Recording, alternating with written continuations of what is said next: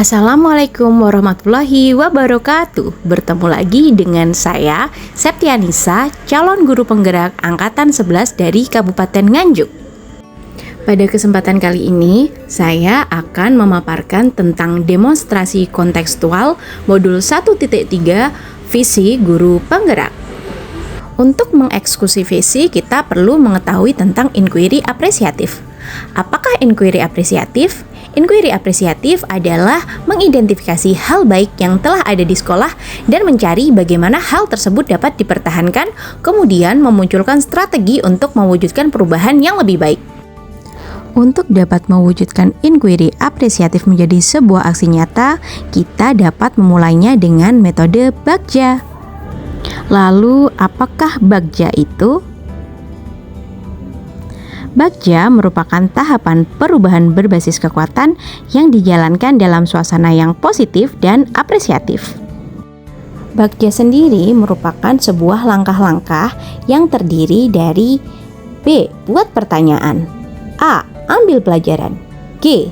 Gali mimpi, C. Jabarkan rencana, serta A. Atur dan eksekusi. Langkah pertama adalah B. Buat pertanyaan utama. Hal ini berisi tentang pertanyaan-pertanyaan untuk menentukan arah penelusuran.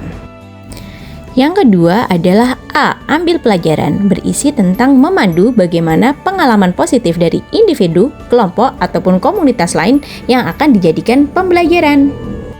Kemudian langkah ketiga adalah G. Gali mimpi, berupa narasi keadaan ideal jika prakarsa perubahan telah terwujud. Langkah selanjutnya adalah jabarkan rencana.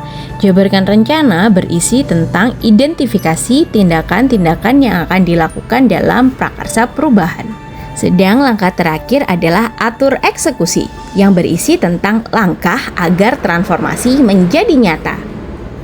Di sini saya juga merumuskan visi guru penggerak, yaitu terwujudnya Grandpa Ibumu Calling, yaitu terwujudnya generasi Pancasila yang beriman, berbudaya, berakhlak mulia, berwawasan global, dan berwawasan lingkungan.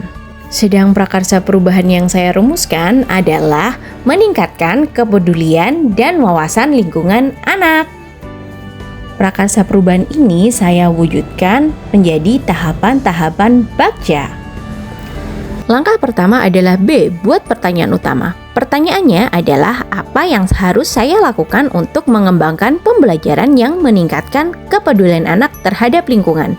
Daftar tindakan yang harus saya lakukan adalah yang pertama, mencari referensi pembelajaran berbasis lingkungan atau studi kasus lingkungan yang dapat dikembangkan untuk pembelajaran anak. Yang kedua, melakukan diskusi dengan rekan sejawat terkait dengan pembelajaran berbasis lingkungan. Yang ketiga, mencari tahu karakteristik peserta didik melalui asesmen diagnostik. Langkah selanjutnya adalah ambil pelajaran. Adapun daftar pertanyaannya antara lain, yang pertama, siapakah di sekolah yang mempunyai kepedulian dan wawasan lingkungan? Yang kedua, bagaimana memilih media dan metode pembelajaran agar dapat meningkatkan kepedulian lingkungan anak?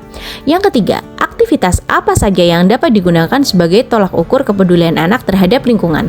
Sedangkan daftar tindakannya antara lain, yang pertama, mencari contoh nyata bagaimana pembelajaran mampu meningkatkan kepedulian wawasan lingkungan pada diri anak. Yang kedua, mencari referensi pembelajaran berbasis lingkungan yang dapat dikembangkan pada anak usia dini.